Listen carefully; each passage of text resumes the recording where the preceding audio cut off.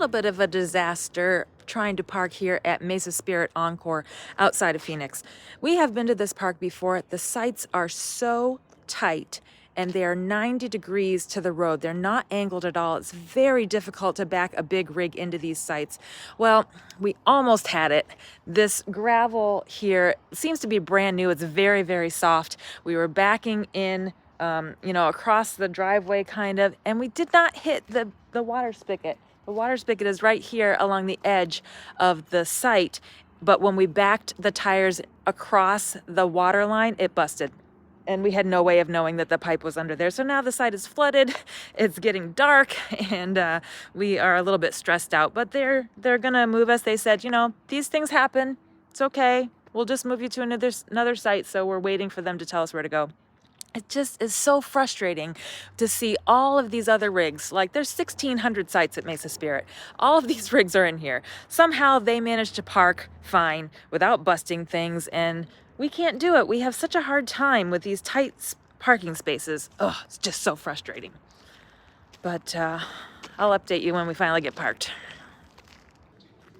And the real problem with these tight sites is not fitting in the site. If we, the site is plenty long for our rig.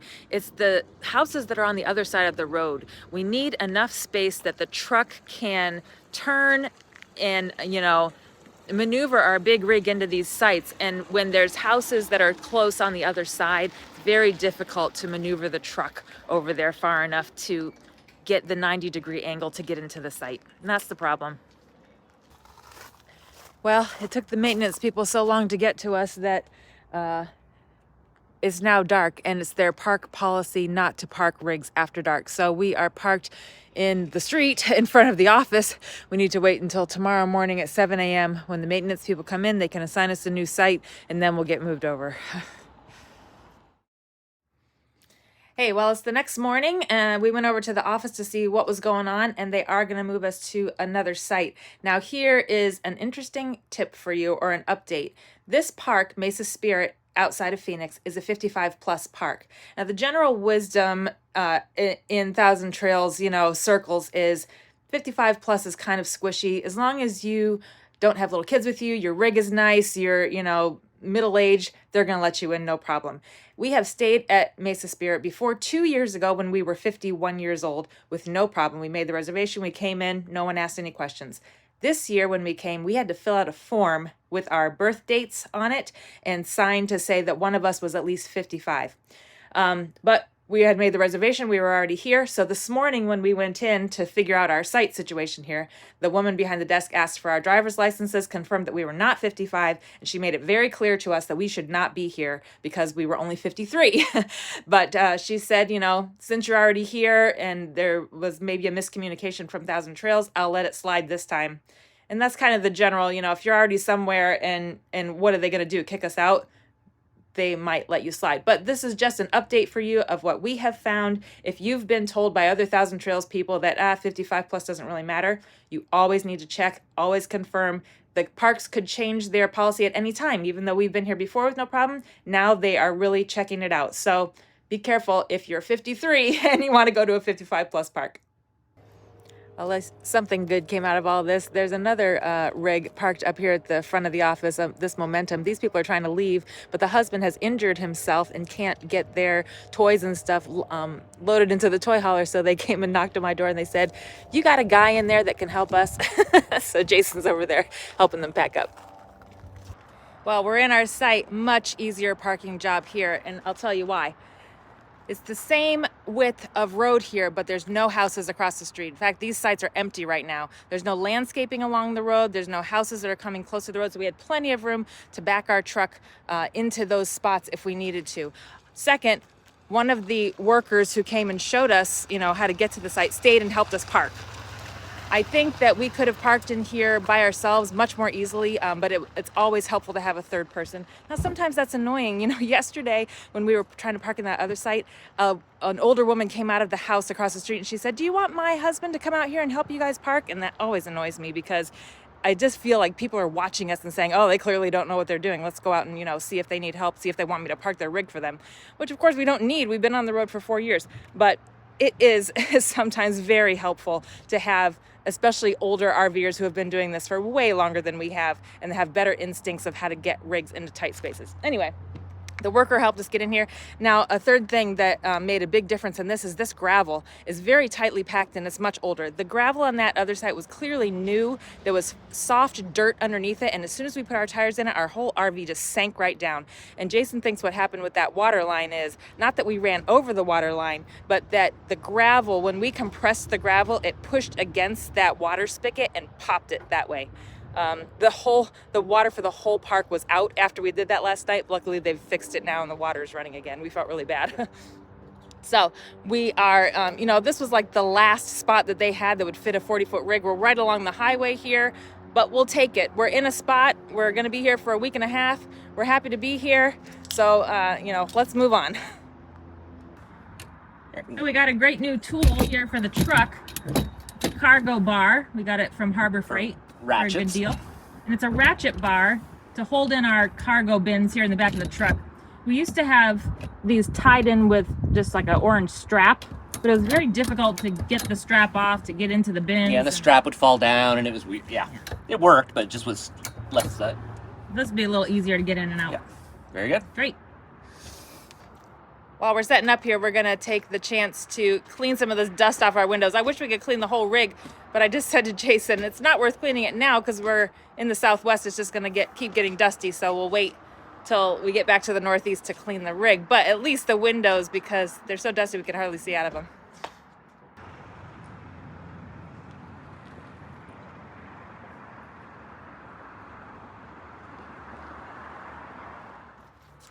So we've been hanging out in Phoenix here for several days, and we've just kind of been working and walking around the park and taking it easy. But this is Saturday, so we've decided to get a whole bunch of little projects done on our list. And the first thing that we did was we wanted to replace or check the anode rod in our water heater. Now, this is a rod that will deteriorate over time. You should probably replace it about every 1 to 3 years. And I don't think we've ever replaced ours in 4 years. So we thought, well, it's probably time to get that out and check the condition of it.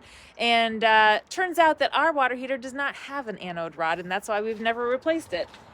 Little plastic plug. Yeah, just a plug. And anode rods are only used in steel water tanks, but Van Lee Villano uses an aluminum tank, an Atwood water heater that's aluminum. And aluminum tanks do not use anode rods. And it's because they put a coating in there, and it's so it doesn't corrode. So it lets the anode or the coating corrode first, and instead of the container corroding, which gets little pinholes and leaks. So that's the whole idea. It's giving you something to get ruined, corroded earlier before the actual thing that matters. And these ones apparently have enough of a coating that thing lasts for years. I don't know. I checked the owner's manual. There's no written maintenance, requirements or suggestions for the water heater. I guess we don't need to do anything with it. So that's an easy job. Okay, so the other quickish project we're gonna do is just repair a few scrapes and such on this fiberglass. This is an old one that was done in Gateway to Cape Cod. We were trying to park our rig, and this rubbed against the back of our truck where there's just a little dimple in the tailgate of our truck. There's a rock hit there, probably from something. That's the only one we see. And then there's something that caught the edge of a thing going down the road or the pathway way up there. So figured just patch those with some fiberglass repair. All right, I color matched it. Just starting with this little, it matches really well. Nice. And also it doesn't really matter. So this is just that little rock. I may sand that off later if I care. Now we're gonna do this one here. Oh, that's good. That actually, this one up here is a little more severe. I also want to wash the front of our RV here. This is where all the mud and tar gets caked on from the road. I hardly ever wash it because it's just going to get dirty again, but it's really bad right now. So since we're in project mode, I'm going to use my little pink wash all. This is one of the cleaners that came with our wash all wax all system, which we loved to clean the whole rig with that. But the pink stuff is really good for getting off grime, so I like to use that.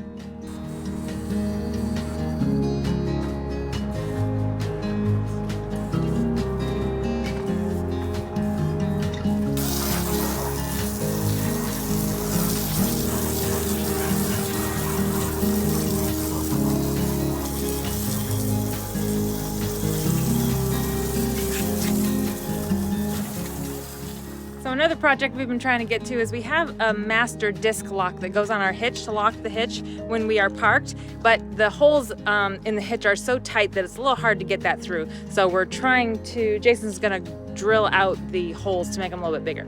So I'm just gonna smooth out those edges so it doesn't catch.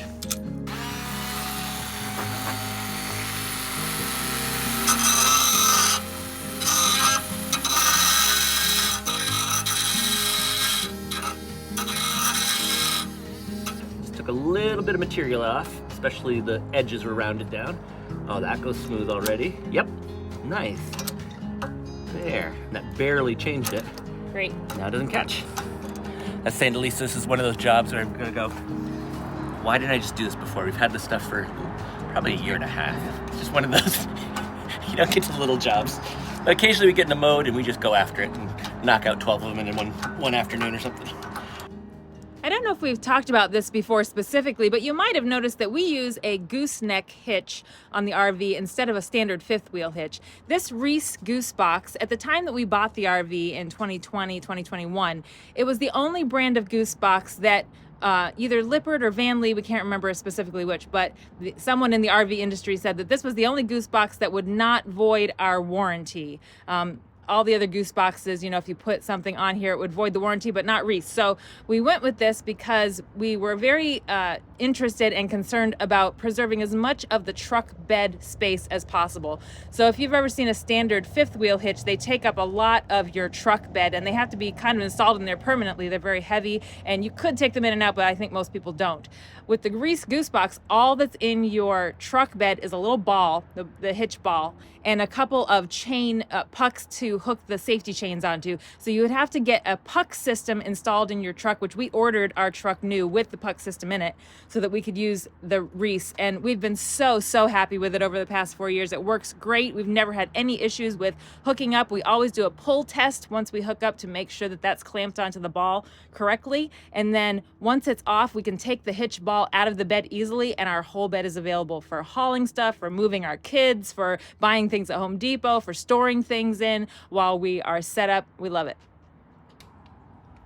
So this latch and the way the door latched on it is always too tight and it just doesn't catch right. And however it was originally installed, and this is pretty common to RVs, it's not a house that someone's being super careful with. So you can see they drilled a couple holes, several holes till they kind of got it close enough. So I'm gonna do some things here to make a better space for our door to latch, especially now that we've put the keyless, the keypad entry that also has a fob, and so that deadbolt will go in and out and we can trust that it's actually locking. You're not getting stuck as we walk away from the RV. So here we go.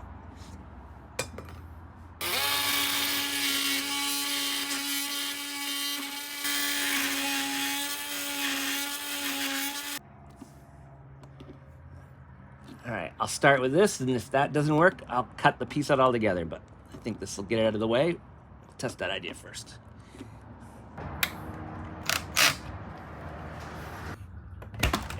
I did that without pushing. Okay. That works. That's better. But these are super short screws, but they're going into the metal, not interior. So I can just leave it alone, which is probably what I'll do. Let's try it. Let's try leaving it alone. Yeah. But I like to mess with it until it goes beyond being fixed and then breaks again, but in a whole new way that requires multiple trips to the hardware store, where it was. I know Home Depot's your favorite place. It was. Gonna put a little more oil, 3-in-1 oil on this to lubricate the cut, makes it go a lot easier, and saves the blade.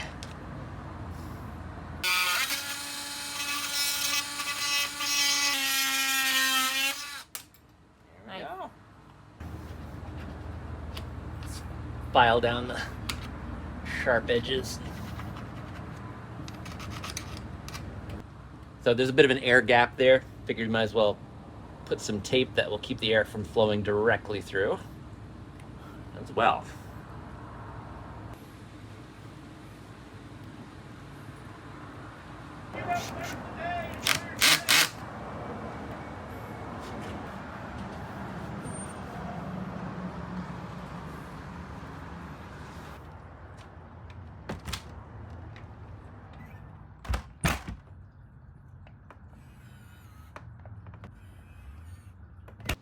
Nice. Thank you. You're welcome. Sometimes we also notice that screws work themselves out, especially in the outside of the RV and along the slides. So I've just noticed this one screw that's popped out here. I'm gonna pop it back in with some Loctite.